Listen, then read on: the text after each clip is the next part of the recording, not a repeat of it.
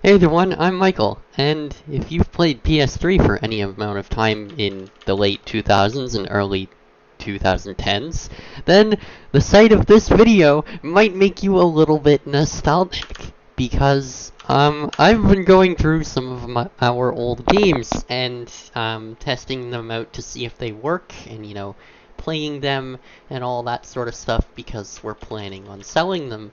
I don't really have a use for most of them, but it's good to make sure that they work on a console so that you don't sell a bunch of people, or you don't sell a bunch of, broken discs.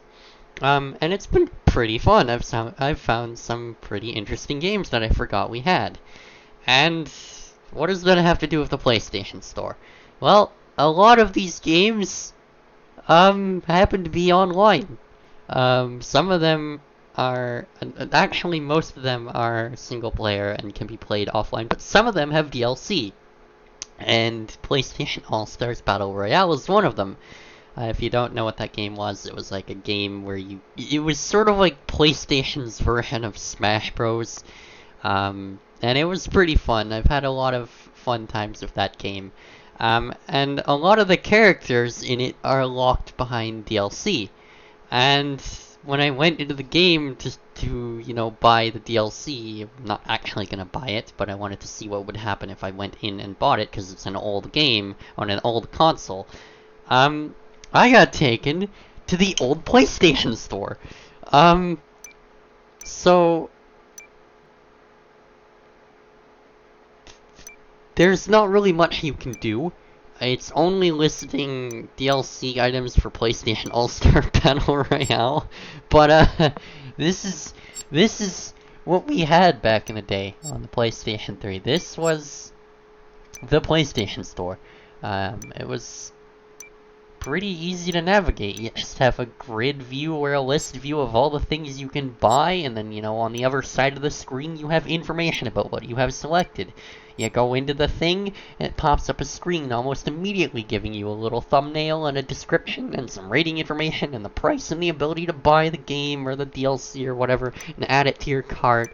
And if you already own it, you can download it and all that wonderful stuff. I'm not going to go anywhere beyond this screen because I don't feel like leaking any of my credit card or financial information.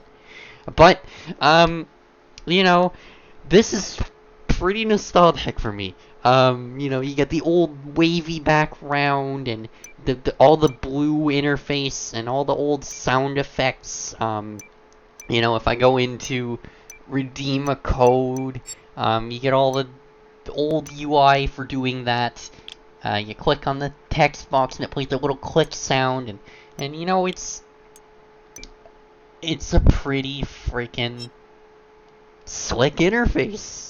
Even for 2022, this has aged pretty well, if I do say so myself. I am blind, so don't quote me on the visual aspect of this aging well, but in terms of speed and usability, this is perfectly fine. Which begs the question, well, I don't know if this is going to quit back into my XMB or into All-Star.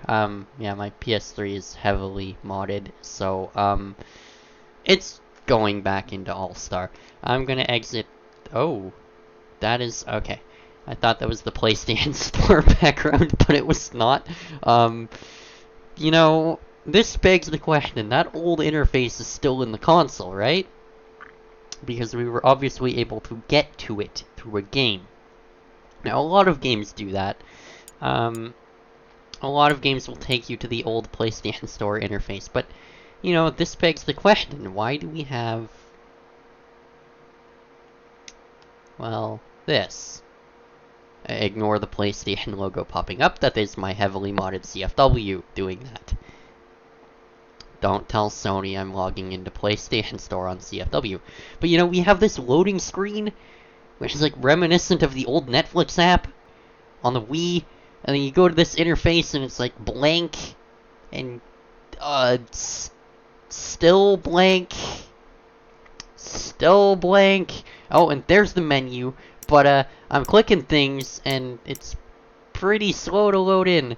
There's our obligatory the store is going to close message. If you want to do stuff, then you have to do stuff on a different console, because this console is old. Don't use it.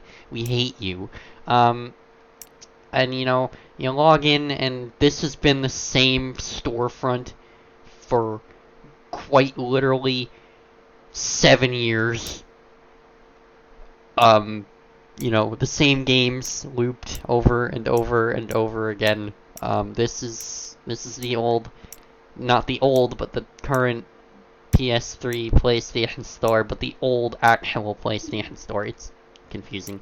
But you know, you get all this slow loading stuff, and you know, it looks dead. And then you get like these awful sound effects. That sounded quite literally like farting in a bathtub. You know that Vine Sauce meme with the scary monsters and nice sprites MIDI, and it sounds like it's farting in the bathtub? It sounds like the PlayStation Store, okay?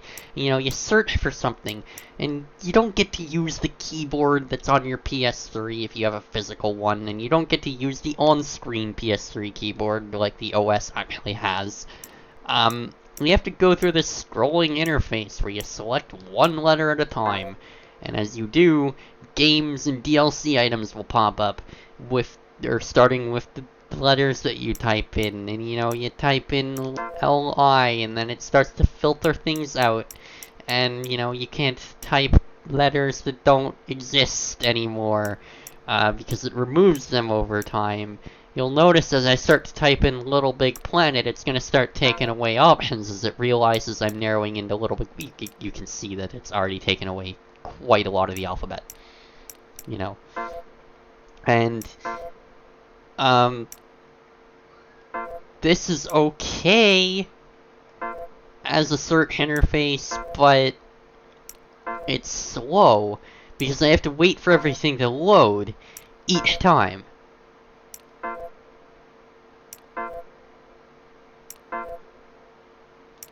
And it gets worse, because I can't...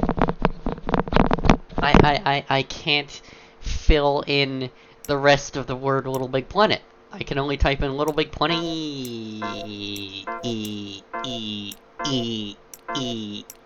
until the end of time.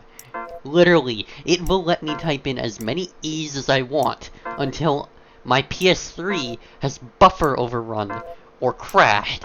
I'm not kidding.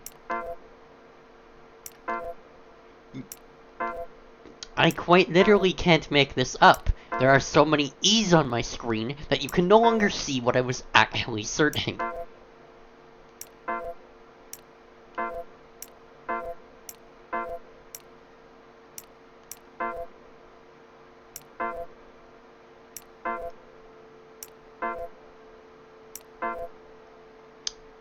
Yet somehow, Little Big Planet still comes up. But the worst part of this is, right, I can't type in a space. So let's say that I wanted to buy a specific Little Big Planet DLC. Can't do that. You have to go in, and once you've typed in your obligatory number of E's in the word Little Big Planet, you have to go in and scroll through the entire list of Little Big Planet DLC, from LBP 1 to Carding, Vita, and 3, because let's remember that they split the Vita and PS3 DLCs across multiple stores, but both stores have mutual access to each other, so you can buy Vita content on your PS3. And, you know, there's no pictures, there's no description, you can't see the price on it as you hover over it, you can't see rating information or any contextual information. You actually have to go in and select the thing, and only then do you get the option to do stuff with it. This is slow. Why did they use this for the interface? I'm starting to see why Sony doesn't want us using the PS3 anymore. I don't know why I'm ranting about this. This is like decade-old software, but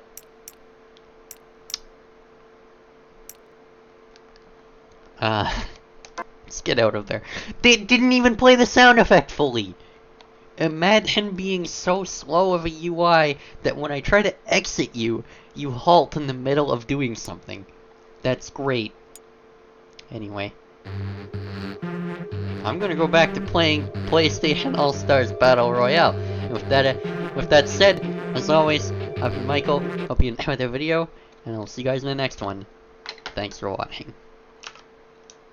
Obligatory PlayStation logo.